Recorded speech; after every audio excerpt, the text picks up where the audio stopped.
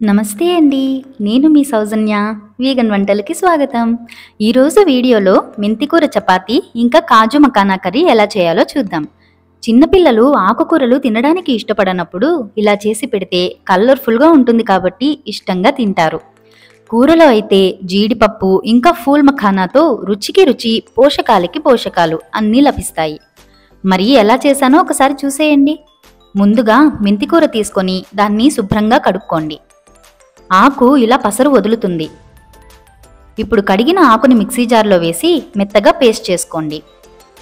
ఇక్కడ మీకు ఆకు పచ్చివాసన నచ్చదు అనుకుంటే ఉడికించుకొని పేస్ట్ చేసుకోండి. నేనైతే పోషకాల కోసం పచ్చిదే వేసేస్తాను. తరువాత ఒక బౌల్లో 1.5 కప్పుల గోధుమ పిండి తీసుకొని అందులో రుచికి సరిపడా ఉప్పు వేయండి. ఇప్పుడు ఆకుకూర పేస్ట్ని కొద్ది కొద్దిగా వేస్తూ కలుపుకోండి. తరువాత నీళ్లు పోసి చపాతీ పిండిని తయారు చేసుకోండి. పిండి ఇలా మెత్తగా కలుపుకొని ఒక 10 నిమిషాలు పక్కనుంచండి. ఇప్పుడు మీకు కావలసిన సైజులో ఉండలుగా చేసుకోండి. తరువాత ఆ పిండిని మరీ సన్నగా కాకుండా మరీ లావుగా కాకుండా చపాతీలుగా ఒత్తుకోండి. ఇప్పుడు స్టవ్ మీద పెనం పెట్టి స్టవ్ని మీడియం ఫ్లేమ్లో పెట్టి చపాతీని కాల్చుకోండి. నేను ఇలా చేత్తోనే కాలుస్తాను. నాకెందుకు ఈజీ అనిపిస్తుంది. మీకు ఎలా ఈజీ అనిపిస్తే అలా కాల్చుకోండి. చపాతీ అయినా పూరి అయినా పొంగడానికి ఒకటే టిప్ అండి. వేడి పెనం వేడిగా ఉండి అవి కాలే టెంపరేచర్ కరెక్ట్గా ఉంటే అవి చక్కగా ఇలా పొంగుతూ వస్తాయి. ఇప్పుడు చపాతీని 2 పక్కలా కాల్చుకొని ఆయిల్ వేసి తీసుకోండి. ఇలా చపాతీలన్నీ కాల్చుకోండి. దీన్ని మీరు పిల్లల లంచ్ బాక్స్లో కూడా పెట్టచ్చు. బ్రేక్ఫాస్ట్, లంచ్, డిన్నర్ అన్నింట్లోకి సరిగ్గా సరిపోయే రెసిపీ ఇది. ఇప్పుడు కూర కోసం ఒక గిన్నెలో 1 ఉల్లిపాయ, కొన్ని జీడిపప్పులు, కొద్దిగా నీళ్లు పోసి స్టవ్ మీద పెట్టి ఉడికించండి. ఒక బాణ తీసుకొని అందులో 3 స్పూన్ల నెయ్యి వేసి జీడిపప్పు కూడా వేసి వేయించండి.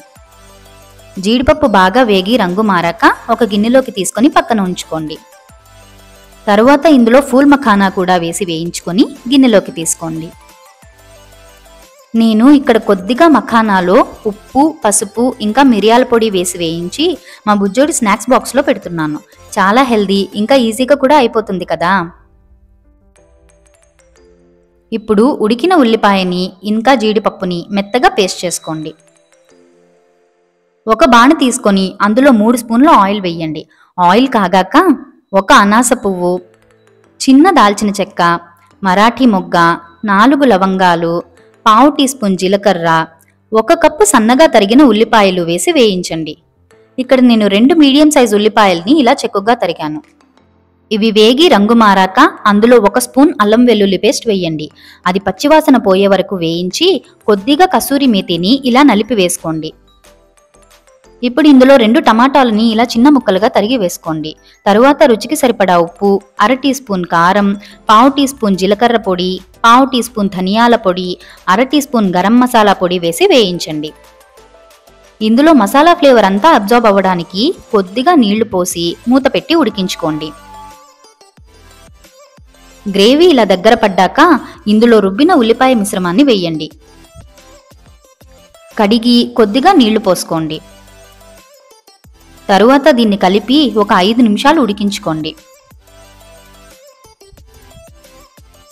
5 నిమిషాల తర్వాత ఇందులో వేయించి పెట్టుకున్న జీడిపప్పు ఇంకా మఖానాని కూడా వేసి కలపండి.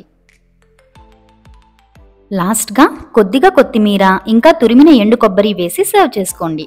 ఇక్కడ కొబ్బరి నేను క్రంచీ ఫ్లేవర్ కోసం వేశాను. మీరు వద్దనుకుంటే స్కిప్ చేయండి.